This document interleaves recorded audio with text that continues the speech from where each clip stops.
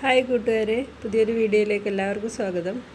ഇന്ന് രാവിലെ അലാറം അടിക്കുന്നതിന് മുമ്പ് തന്നെ ഞാൻ ഉണർന്നിട്ടുണ്ടായിരുന്നു കേട്ടോ. അതുകൊണ്ട് തന്നെ എല്ലാം നല്ല സമാധാനമായിട്ടെല്ലാം ചെയ്തിട്ടുണ്ട്. മറ്റേത് കുളിയൊക്കെ കഴിഞ്ഞ് വരുമ്പോഴത്തേനും സമയം കഴിഞ്ഞു പോകുമെന്നുള്ളൊരു ഒരു ചിന്തയിലാണ് ഞാൻ ചെയ്തുകൊണ്ടിരുന്നത്. അപ്പോൾ ഇന്ന് നേരത്തെ എണീറ്റത് കൊണ്ട് സമാധാനമായിട്ടെല്ലാം ചെയ്ത് പ്രാർത്ഥനയെല്ലാം കഴിഞ്ഞു. കുറച്ച് ദിവസം നമ്മൾ അലാറമൊക്കെ വെച്ച് ഉണർന്നാലുണ്ടല്ലോ, പിന്നെ പതിയെ നമുക്ക് അലാറത്തിൻ്റെ ആവശ്യമൊന്നും വേണ്ടി വരില്ല. തനിയെ നമ്മൾ ആ സമയത്ത് തന്നെ ഉണർന്നോളും. നമ്മൾ അച്ഛനമ്മമാർ ചെയ്യുന്ന പാപത്തിൻ്റെ ഫലമാണ് നമ്മുടെ മക്കൾ അനുഭവിക്കുന്നതെന്ന് കേട്ടിട്ടുണ്ട്. അതോ കഴിഞ്ഞ ജന്മത്തിൽ നമ്മൾ ചെയ്ത പാപത്തിൻ്റെ ഫലമായും നമുക്ക് ദുരിതങ്ങളും ദുഃഖങ്ങളും ഉണ്ടാകുമെന്നും കേട്ടിട്ടുണ്ട്.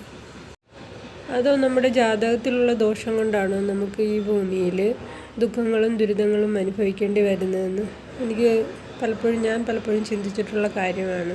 മുൻജന്മ പാപമോ അതോ ജാതക ദോഷമോ ഇത് രണ്ടിലേതെങ്കിലും ആണെങ്കിൽ നമുക്ക് നമ്മുടെ ജീവിതത്തിൽ വലിയ മാറ്റങ്ങളൊന്നും വരുത്താൻ സാധിക്കില്ലെന്നാണ് എൻ്റെ വിശ്വാസം. എന്നാൽ നമ്മൾ ഈ ജന്മത്തിൽ ചെയ്യുന്ന തെറ്റുകളും പാപങ്ങളും അതൊക്കെ ഒന്ന് കുറച്ച് വെച്ചാൽ നമ്മുടെ ജീവിതത്തിൽ മാറ്റങ്ങൾ വരുത്താമെന്ന് എനിക്ക് പലപ്പോഴും തോന്നിയിട്ടുണ്ട്. എനിക്ക് പരിചയമുള്ള ഒരു അച്ഛനും അമ്മയുണ്ട്. ആ അമ്മയാണെങ്കിൽ എപ്പോഴും മറ്റുള്ളവരുടെ കുറ്റം മാത്രം പറയാറുള്ളൂ. ഒരു ദിവസം അവരെത്ര പേരെ കുറിച്ച് കുറ്റം പറയുന്നതെന്ന് അറിയാൻ വയ്യ.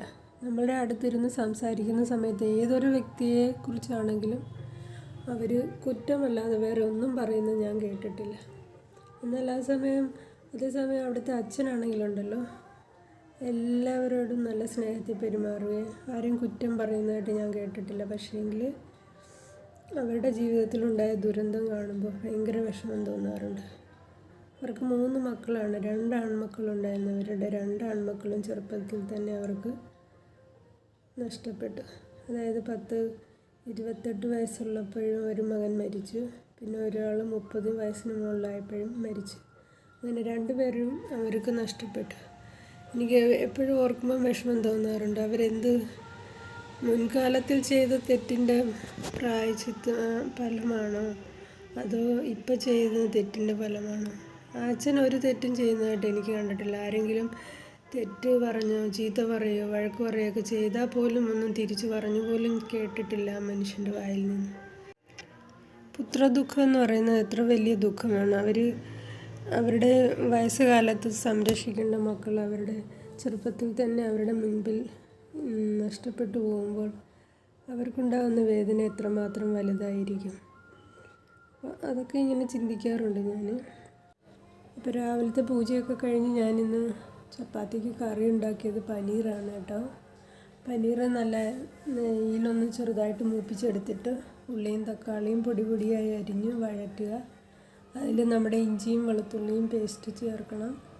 പിന്നെ പച്ചമുളകും ഞാൻ അരച്ച് ചേർത്തിട്ടുണ്ട്. പിന്നെ പനീർ മസാല കിട്ടുമല്ലോ, അത് മേടിച്ച് വയ്ക്കാറുണ്ട്. അപ്പോൾ അതിൽ നിന്ന് കുറച്ച് ചേർക്കും. പിന്നെ അതിൻ്റെ കൂടെ തന്നെ കുറച്ച് മുളക് പൊടിയും മഞ്ഞൾപ്പൊടിയും ചേർക്കാറുണ്ട്. മല്ലിയില ചേർക്കണം, അന്നേരം നല്ല ടേസ്റ്റായിരിക്കും. ഇപ്പോൾ എൻ്റെ ഈ മല്ലിയില ഇല്ലായിരുന്നു. അങ്ങനെ അതെല്ലാം കഴിഞ്ഞ് രാവിലത്തെ പരിപാടി കഴിഞ്ഞത് പിന്നെ വൈകിട്ട് ലക്ഷ്മി പൂജ ചെയ്തതിൻ്റെ വീഡിയോ ആണ് കേട്ടോ. ഇന്ന് വെള്ളിയാഴ്ച അല്ലായിരുന്നു, അപ്പോൾ ലക്ഷ്മി പൂജയും വൈകിട്ട് ചെയ്തിരുന്നു. സിമ്പിളായിട്ടാണ് ഞാൻ ചെയ്യാറുള്ളത്.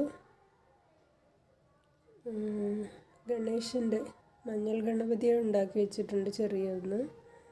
പിന്നെ അത്യാവശ്യം പൂക്കളൊക്കെ വെച്ച് വിളക്ക് കൊളുത്തി പ്രാർത്ഥിക്കുകയാണ്. വിളക്ക് ഞാൻ ചന്ദനത്തിരി കൊണ്ടാണ് സാധാരണ കൊളുത്താറുള്ളത്. നേരത്തെയൊക്കെ തീപ്പെട്ടിക്കൊള്ളി കൊണ്ട് തന്നെ കൊളുത്തുമായിരുന്നു. അപ്പോൾ ഇങ്ങനെ പറഞ്ഞു കേട്ടിട്ടുണ്ട് ഡയറക്റ്റ് അങ്ങനെ കൊളുത്താതെ നമ്മുടെ ചന്ദനത്തിരി ഉപയോഗിച്ച് കൊളുത്തുക, അല്ലെങ്കിൽ മറ്റേ വിളക്കുണ്ടല്ലോ, അതിൻ്റെ പേരറിയില്ല, അങ്ങനെയും കൊളുത്തുക കണ്ടിട്ടുണ്ട്. വിളക്ക് കൊളുത്തിയതിന് ശേഷം ഞാൻ നിവേദ്യം സമർപ്പിക്കും.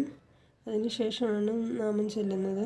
ചിലപ്പം സിന്ദൂരം കൊണ്ട് അർച്ചന ചെയ്യും, പൂക്കൾ കൊണ്ട് ചെയ്യും, അല്ലെങ്കിൽ പിന്നെ ജപമാലയിൽ തന്നെ മന്ത്രങ്ങൾ ചൊല്ലി പ്രാർത്ഥിക്കുകയാണ് പതിവ്. ഇന്ന് ഞാൻ കുങ്കുമം കൊണ്ടാണ് അർച്ചന ചെയ്തത്. അത് കൗണ്ടൊന്നും ചെയ്യാറില്ല. ഡയറക്റ്റ് ഞാൻ കുറച്ച് ഇങ്ങനെ മന്ത്രം ചൊല്ലി ലക്ഷ്മി ദേവിയുടെ മന്ത്രം ചൊല്ലി അങ്ങ് സമർപ്പിക്കുകയാണ് സിന്ദൂരം. കുങ്കുമം കൊണ്ട് അർച്ചന ചെയ്യുമ്പം കൗണ്ടൊന്നും ചെയ്യാറില്ല. എത്രയോ കുറച്ച് അങ്ങനെ ചൊല്ലിക്കൊണ്ട് അങ്ങ് സമർപ്പിക്കുകയാണ് ചെയ്യുന്നത്. പിന്നെ നമ്മൾ കൗണ്ട് ചെയ്യാൻ പോകുമ്പോൾ അതിൻ്റെ കോൺസെൻട്രേഷൻ പോകുമല്ലോ, അതുകൊണ്ട് അങ്ങനെ ചെയ്യാറില്ല. പിന്നെ നിവേദ്യമായിട്ട് പായസം വെച്ചിട്ടുണ്ട്, ആപ്പിളും ഉണ്ട്. ഈ പൂജകളൊക്കെ ചെയ്യാൻ തുടങ്ങിക്കഴിഞ്ഞാലുണ്ടല്ലോ നമുക്കുണ്ടാകുന്ന മാറ്റം നമുക്ക് സ്വയം തിരിച്ചറിയാൻ സാധിക്കും. നമ്മുടെ മനസ്സിന് ശാന്തമാക്കി വയ്ക്കാൻ സാധിക്കും. മറ്റുള്ളവരോടുള്ള ദേഷ്യവും പകയൊക്കെ കുറയും. എന്തെങ്കിലുമൊക്കെ നല്ല ബുദ്ധിമുട്ടുള്ള സിറ്റുവേഷനൊക്കെ വന്നു കഴിഞ്ഞാലുണ്ടല്ലോ നമ്മുടെ മനസ്സിനെ നമുക്ക് നിയന്ത്രിക്കാൻ സാധിക്കും. ഞാൻ പണ്ട് ഒരുപാട് ടെൻഷൻ അടിക്കുന്ന ഒരാളായിരുന്നു. എന്തെങ്കിലും കുഞ്ഞു കാര്യങ്ങൾക്ക് പോലും മനസ്സിൽ ഇങ്ങനെ എപ്പോഴും നെഗറ്റീവ് ചിന്തിച്ച് ഒരുപാട് ടെൻഷൻ അടിക്കുമായിരുന്നു. ഇപ്പോൾ എനിക്ക് അങ്ങനെയുള്ള ഒരു ബുദ്ധിമുട്ടൊക്കെ മാറിയിട്ടുണ്ട്. അപ്പം ഇന്നത്തെ വീഡിയോ ഇത്രയേ ഉള്ളൂ. പുതിയൊരു വീഡിയോയുമായി നാളെ വീണ്ടും കാണാം.